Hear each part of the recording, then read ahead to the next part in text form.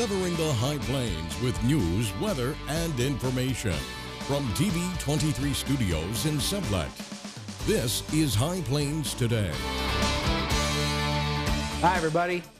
Thanks for joining us right here on High Plains Today on TV23.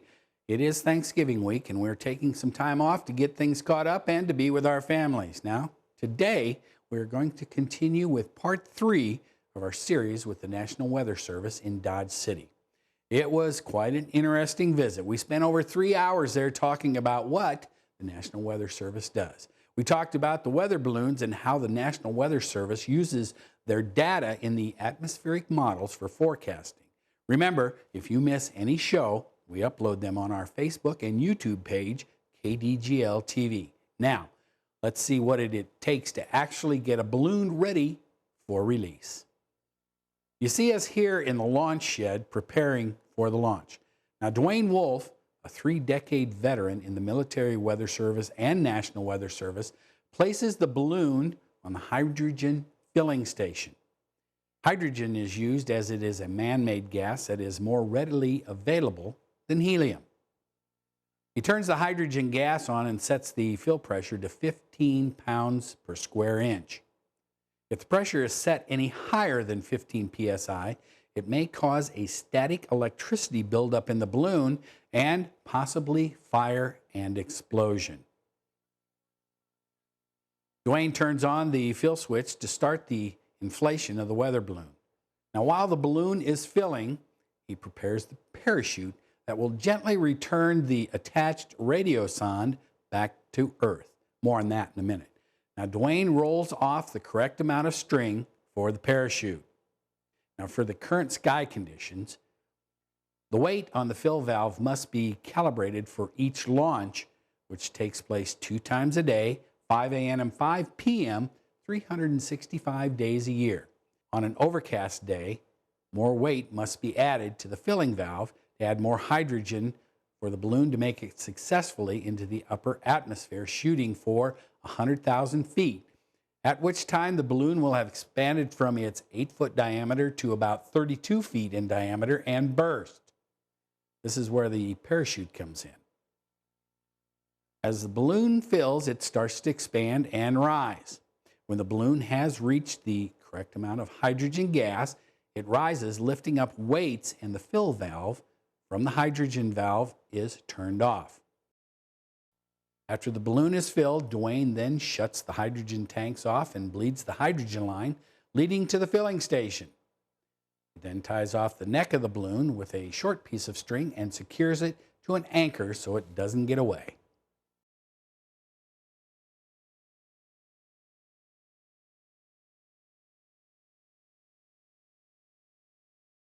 Next, Dwayne ties on the string for the parachute and then rolls out about 85 to 100 feet of string to tether the radio sonde to the balloon.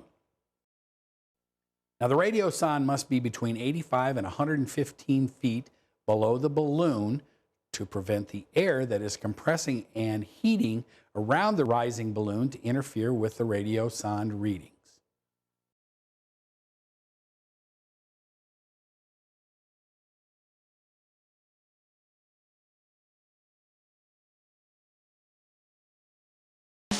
You're watching High Plains Today on TV23 with host Chris Jewell.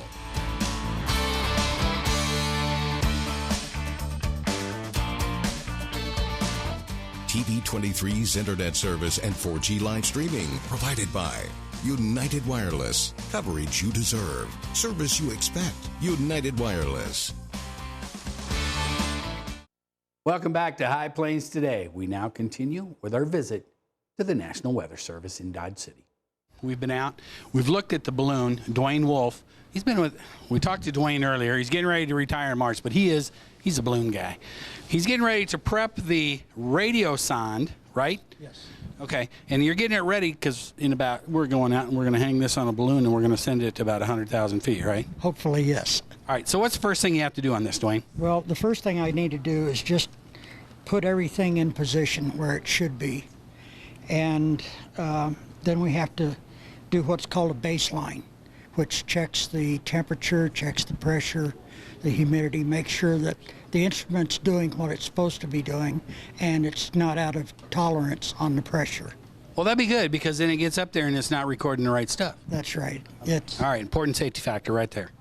yeah, plus the fact that it's the information that it sends back wouldn't be any good to us, especially. That is the important part. That is the important part.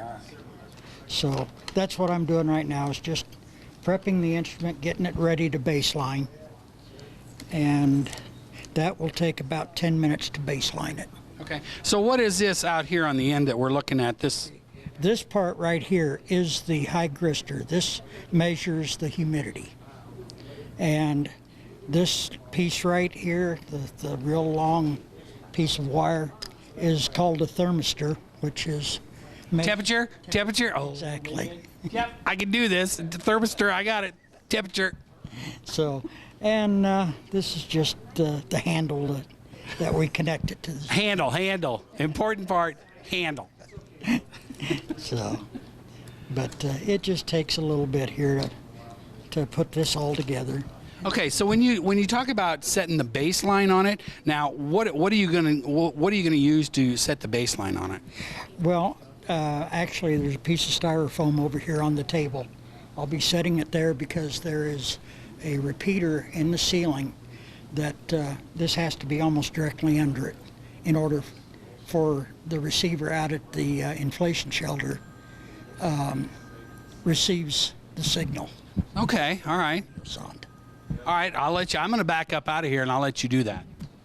Right now, I also have to make sure that the frequency is set on the correct frequency that I want, and get out all of the connectors so I can connect power to it. Oh, power! It needs power. It needs power. So what are you going to use as a power source? It actually has a battery inside. It's a lithium battery. Non-returnable, non-refundable. Okay. Yep, that's right. So. Okay, so now now there's a repeater up here in the ceiling that this is gonna. Once I connect the battery, then it'll start sending a signal, and it'll go through that repeater, and the antenna out at the inflation shelter will pick up that signal and relay it right back here to our computer. Okay, all right. I'll let you. I'm gonna get out of the way. Let you do that.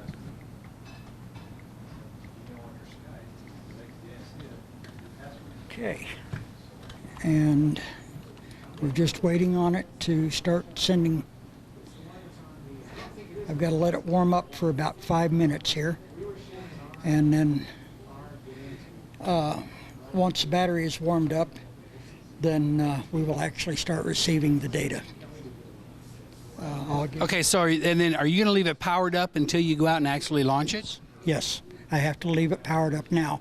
Once I've baselined it, it's ready to go, and then we will head out and tie it to the balloon. And off we go into the wild blue yonder. You see what I did there? A little Air Force reference for you. yes. Welcome back to High Plains Today. We now continue with our visit to the National Weather Service in Dodge City. Dwayne Wolf is inside. He's bringing out the balloon that is filled with hydrogen. Hydrogen, yep. It has the it has the parachute on it. Okay, here he comes. Make sure there's no tangles. Doesn't look like there is. And basically, this is just going to take it right off of his hand.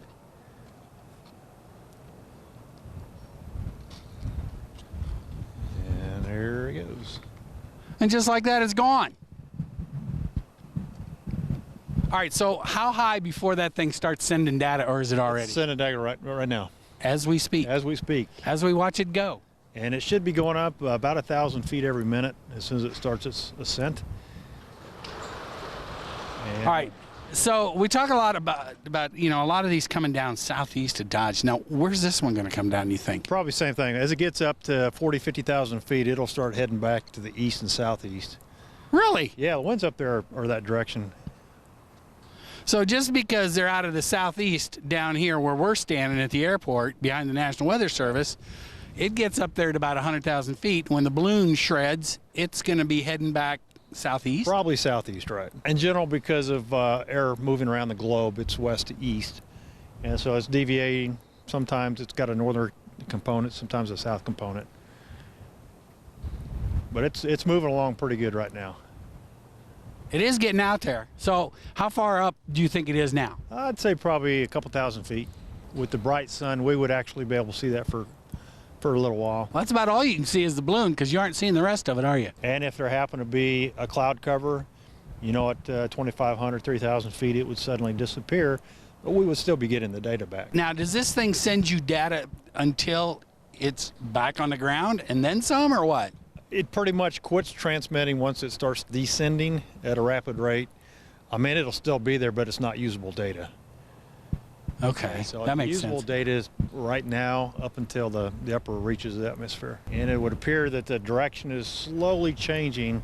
It's hard to see, but it is drifting a little bit to the east. Yeah, it seems like it's going to the east now. So the winds at that point are probably more south to north rather than southeast to northwest. There's an interesting thing is, you know, we're standing here watching the balloon go, and we see that jet, but there's no contrail on that. There's not enough ice crystals at that point. So all the condensation coming out of the engines, there's not enough to condense into a vapor. And that's what we would see, is the vapor turning into an ice crystal. So at that point where he's at, there's no moisture.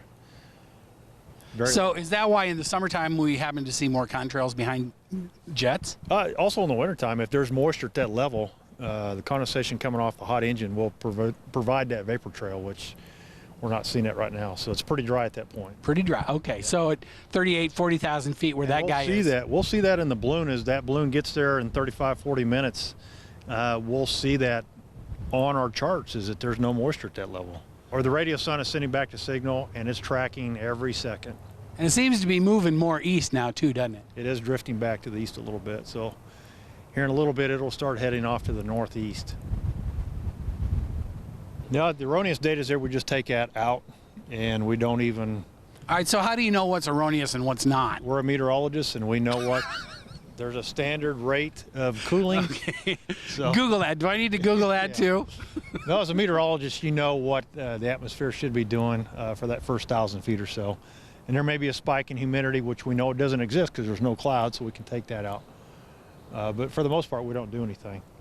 No clouds means no humidity. It's not saturated. There's moisture up there, it's just not very much. Okay.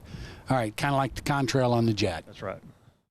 Welcome back to High Plains Today. We now continue with our visit to the National Weather Service in Dodge City. So we're looking at this green line here is what, humidity? That's humidity. And at about 7,800 feet, it drops off very drastically. So it's very, very dry aloft. There's a little bit of moisture in the low levels, but once you get above 8,000 feet, there's very little right now.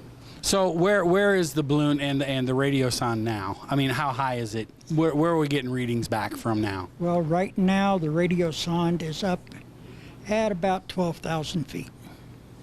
That got up there quick. It's rising at about 1,000 feet per minute. Okay, so can you tell which direction it's going? Is that this here?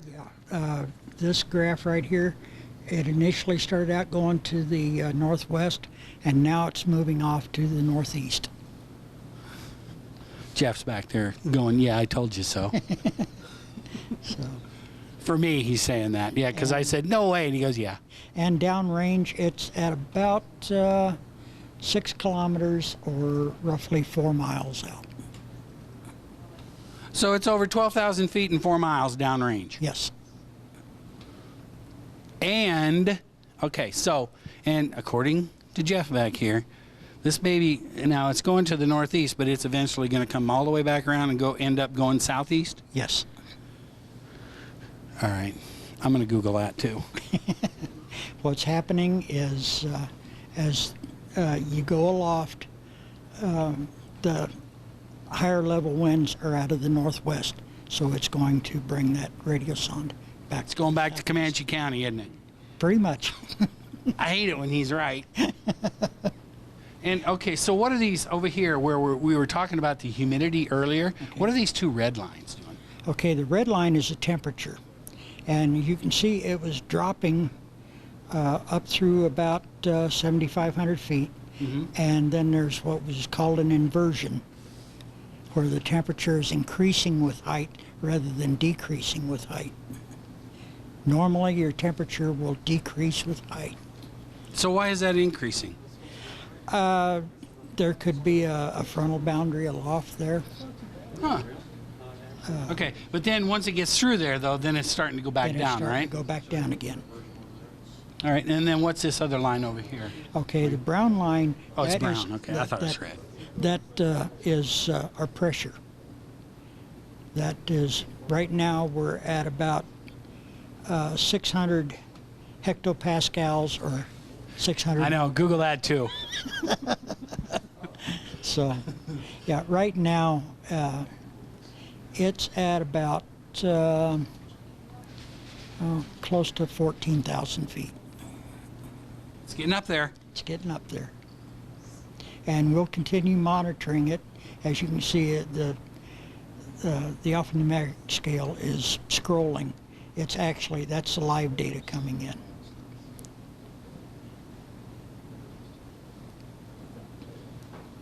Okay, wow, okay. So it's still cooling off, right? And the humidity, and okay, now the humidity's starting to come back just a little. It will, yes. It just depends on how much moisture is available in the atmosphere, and that will vary throughout the entire flight. It's been interesting. And you had a successful balloon launch, too. Yes, I did. Well, you know what? We have spent more time than I thought was possible. 2 here weeks. Can you believe at the that? National Weather Service here in Dodge City. Jeff Hutton, thank you for you're taking welcome. the time today. You told me more than I can absorb. I'm just telling you. That guys, means you're going to have to come back. well, and I would like to come back during severe weather and see just what goes on. Yeah. I mean, we got to see how you guys create forecasts, where you're looking at, what you're looking at. We even got to see Dwayne launch a balloon. That was pretty cool. And right now that baby's at 40,000 feet and climbing. Yeah, it's going up fast. And you did say, and it is coming back around to the east. But you've done I've this been doing before. this, that's right, yeah, yeah. see, you had that on Right, me. yeah. But I appreciate you guys taking the time. Absolutely. You and Dwayne and Fritz even came in, and Mark and Mike and Jonathan. We have a big crew here. You do. Yeah, and we're I here appreciate it. 24/7, so we have to. And I think that's the thing that people don't realize is what all you guys do. I mean, you guys do more than just put the radar on the weather. When people are sleeping at night, we're here watching the weather. There you go. Jeff, thank you. You bet. Thanks for watching High Plains today on TV23. We hope you enjoyed the visit to the National Weather Service in Dodge City. Now, on tomorrow's show, we visit with Tim Fowler, the utility specialist with Utility Savings Plus. We'll recap what you can start doing in your home now to save money on utilities. We'll see you tomorrow. Keep up to date with the latest information from TV23 on our Facebook page, KDGL TV.